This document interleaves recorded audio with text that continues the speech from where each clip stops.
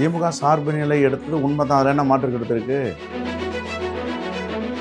பொது வாழ்க்கை என்பது, அரசியல் என்பது சாலையில் இறங்கி மக்களுக்காக ரோட்டில் இறங்கி போராட்டம் தான் பொது வாழ்க்கை. காரவண்ண பண்ணலாம் பொது வாழ்க்கையில் ஈடுபட முடியாது. காங்கிரஸ் கட்சிக்குள் என்ன நடந்தது? எனக்கு யாரும் நெருக்கடி கொடுக்க முடியாது. ராகுல் எப்போது பரப்புரைக்கு வரப்போகிறார்?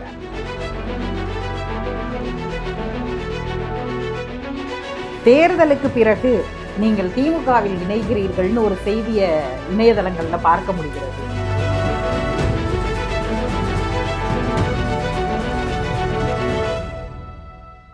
வணக்கம், இது உங்கள் தன்னாட்சி.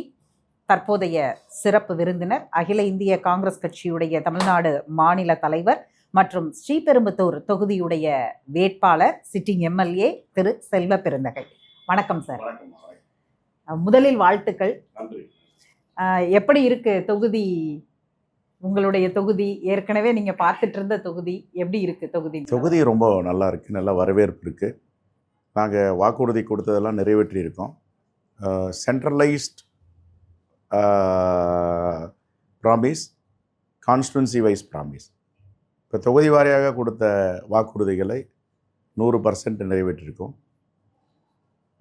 ஒன்றிய சென்ட்ரலைஸ்ட் ப்ராமிஸ் நம்ம மாண்புமிகு முதலமைச்சர் அண்ணன் மு க ஸ்டாலின் அவர்கள் கொடுத்ததையும் ஆல்மோஸ்ட் எல்லாத்தையும் நிவர்த்தி பண்ணிடுறேன். குறிப்பாக சொல்லணுன்னா, ஆட்சிக்கு வந்தால் கணக்கெடுத்து உரிமை தொகை 1000 ரூபா கொடுப்போம், மகளிர் உரிமை தொகைன்னாரு. 1000 ரூபா கொடுத்துட்டாரு.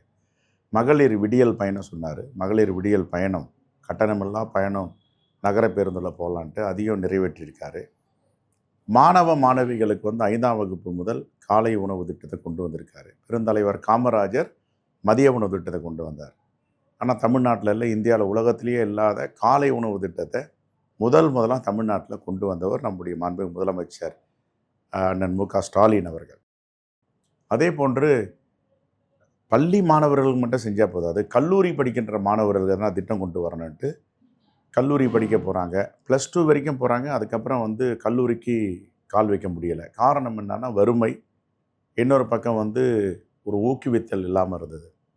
இவர் அதை ஆய்வு செய்து கண்டுபிடித்து கல்லூரிக்கு போகிற பெண்களுக்கெல்லாம் புதுமை பெண் ஒரு திட்டமும், கல்லூரிக்கு போகிற ஆண் பிள்ளைகளுக்கு தவப்புதல் என்ற திட்டமும் உருவாக்கி இவர்களுக்கு 1000 ரூபாய் மாதம் 36 மாதங்கள் 3 வருடங்களுக்கு கொடுப்போம்னு அறிவிச்சு, இப்போது அந்த இன்க்ரீஸ், கிராஜுவேட் இன்க்ரீஸ், கல்லூரிக்கு போகின்ற பர்சன்டேஜ் இன்க்ரீஸ் ஆகிருக்கு. இதெல்லாம் போற்றப்படக்கூடிய திட்டங்கள்.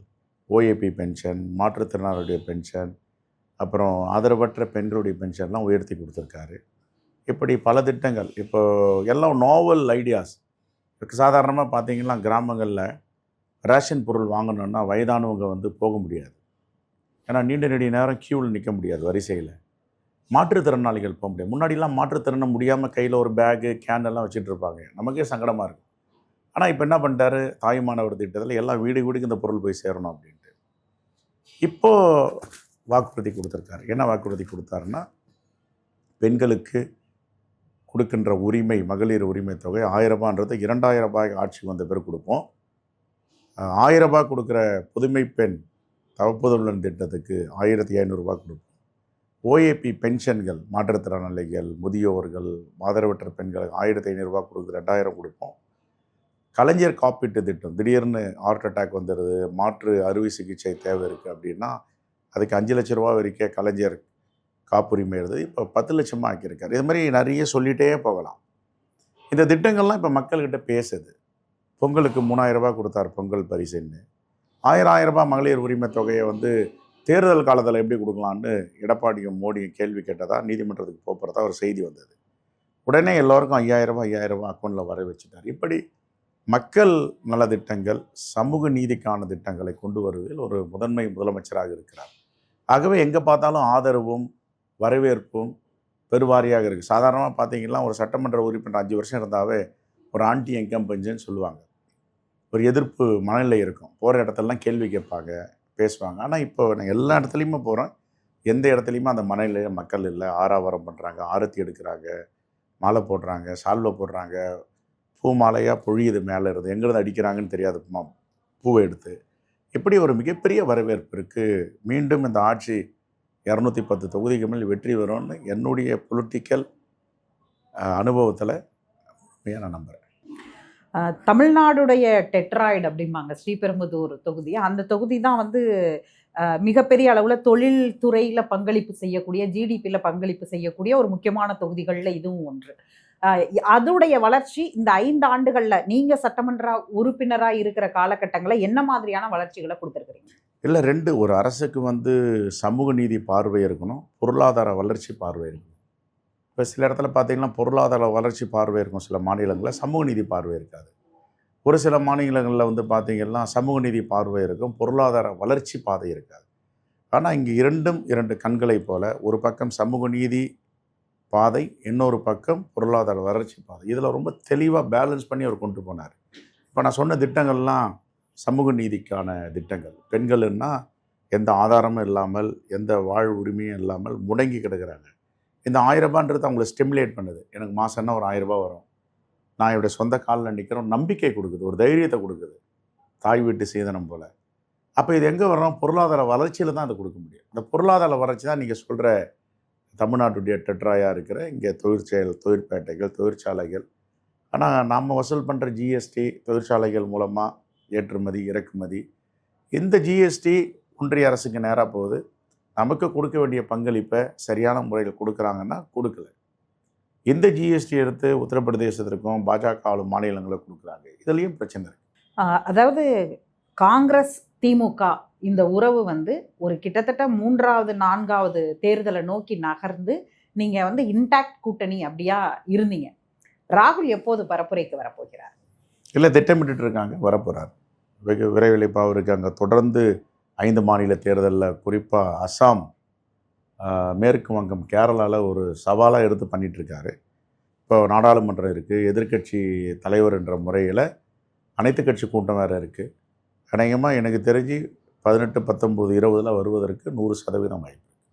ஒரு போன தேர்தலில் அவர் போய் அந்த டிவைடரை கிராஸ் பண்ணி சுகர் பாக்கெட்டை வாங்கிட்டு வந்து சிஎம் கிட்ட கொடுத்த அந்த காட்சி வந்து தமிழ்நாட்டில் லாஸ்ட் மினிட்ல ஒரு பெரிய மூட் ஸ்விங். அது நிறைய பேர்கிட்ட ஒரு தாக்கத்தை ஓட் பேங்க்ல மாற்றின ஒன்று. அந்த இனிப்பும் உறவும் இப்போதும் இருக்கிறதா? எப்பவுமே இருக்குது, அதில் மாற்றுக்காரர் தான் சொல்லிட்டாரு. என்னுடைய வாழ்நாளில் நான் யாரையும் என்னுடைய அண்ணன் என்று ஏற்றுக்கொண்டதில்லை, பிரதர் என்று சொன்னதில்லை. முதல் முறையாக நான் அரசியல் வாழ்க்கையில் எப்போதும் சொல்கிறார், முதல் முறையாக நான் சொல்லுகிறேன், he is my elder brother. நாங்கள்லாம் சகோதரர்கள் 2 பேரும். முதல் முறையாக சொல்கிறேன். நான் சாதாரணமாக அரசியல் அப்படிலாம் பேச மாட்டேன் அப்படின்ட்டு அவரே நம்முடைய மாண்புமிகு முதலமைச்சர் அண்ணன் தளபதி மு.க. ஸ்டாலினை பற்றி அவ்வளோ உயர்வாக சொன்னார். அது அந்த தேர்தல் இந்த தேர்தலையும் இருக்குமா? அதை விட வலிமையாக கூடுதலான உறவு பலப்பெற்றிருக்கு. இது என்னுடைய பார்வை. இந்த தேர்தலை பொறுத்த வரைக்கும் கூட்டணிக்குள்ள போன தடவை இருந்த இன்டாக்ட், இது வெறும் திமுக காங்கிரஸ் மட்டுமல்ல, எல்லாருக்குள்ளேயுமே ஒரு சிறிய அளவிலான கேட்ட இடங்கள் கிடைக்கல, நம்பர் கிடைக்கல, இப்படி நீங்களே கடைசி நிமிடம் வரைக்கும் நிறைய போராட்டங்களை பார்த்தீங்க. என்ன அவ்வளவு பெரிய சவால்? இவ்வளவு ஒரு இன்டாக்டான கூட்டணியை ஹிஸ்ட்ரியிலேயே பார்க்காம தமிழ்நாடு ஹிஸ்ட்ரி பார்த்துருக்கு இத்தனை தேர்தல்களில். ஆனால் எந்த இடத்துல வந்து அது இவ்வளவு பெரிய சவாலாக மாறுச்சு? இல்லை, எல்லோருக்கும் எதிர்பார்ப்பு இருக்குது, கூடுதலாக தொகுதிகள் வாங்கணும்னுட்டு, கேட்ட தொகுதி கொடுக்கணுன்னு இருக்குது.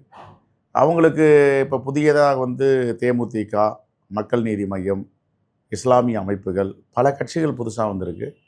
அவங்களுக்கும் அந்த பிரச்சனை இருக்குதுன்றதை நாங்கள் உள்வாங்கியிருக்கோம்.